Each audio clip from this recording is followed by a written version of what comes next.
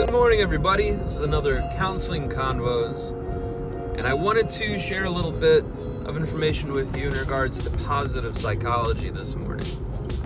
I wanted to talk about an element of positive psychology that people seem to trip over or forget about or disregard and quickly jump to the next conclusion, and that's in regards to happiness. We hear happiness thrown around a lot nowadays, that we ought to be happy, we should strive for happiness, that we really want our day to be filled with joy and happiness. And while that's a great ideal to strive for, it's not reality. There's going to be hardships, there's going to be difficult times, there's going to be things that you can't foresee, and you're going to have to work through them, you're going to have to process them. But the thing that I wanted to discuss is the idea that happiness sometimes is defined as a void of something else. That if my life is void of difficulty, struggle, pain, hardship, discomfort, then that equates to happiness. And that's just not the right equation to live off of. It doesn't fit well with how we're designed. It doesn't fit well with our psychology. It actually will end up driving us crazy because it's a formula that will never equate to what you're looking for. So the idea that happiness equals a void of discontentment, the void of pain, the void of struggle, that is not an accurate formula. So if that's not the formula, what is? Through a lot of research through psychology, there's two elements that seem to equate to happiness. One of those is meaning, and the other one is purpose. It's that simple. How do you find meaning, and how do you find purpose in life? And if you're effective at that, and you're able to find ways to achieve those things, happiness follows. The indicator of meaning and purpose was found to be engagement. So if you have a high level of engagement, if you're participating within your own reality and defining meaning, exploring meaning, and finding purpose and exploring purpose, if you have a high level of engagement in that regard, then you have a higher probability of experiencing happiness.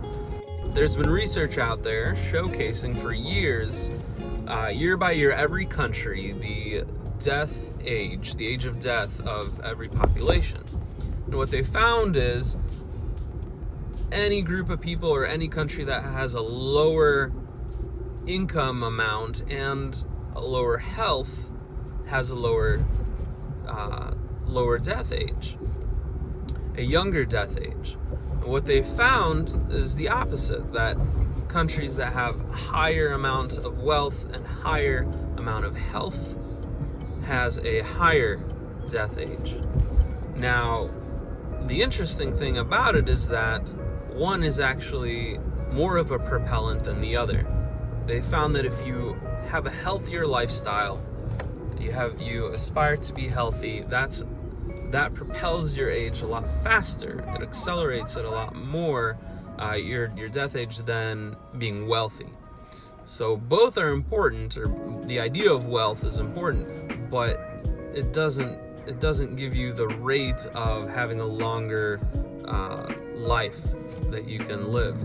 So if we were to strive for one thing more than the other, it would be health first, with wealth as a secondary thing to attain. So if that's true, if that data is true, then logically you would think, if I'm going to attain happiness, meaning and purpose, one way to go about that is to chase after health, a healthy lifestyle, which we've heard everywhere, and to be mindful of how we spend our money, how we go about attaining our money, which then lends itself to saying, well, what is my job? Am I passionate about my job? Am I doing something that I love? Am I doing something that is providing me meaning, providing me value? And if not, can I find elements of meaning and value within the job that I currently have? So that's what I had to say about today's Counseling Convos, to clear a little bit of misconceptions about positive psychology. I'd love to have a conversation with anybody out there that has any other thoughts about that or any new thoughts. Please leave any comments down below. If you want to connect with me, you can do that as well on any social media platform that you might have. And while you're at it, you can check out my website. That's mycounseling.com. Also, you can find it on Facebook. Have a good day.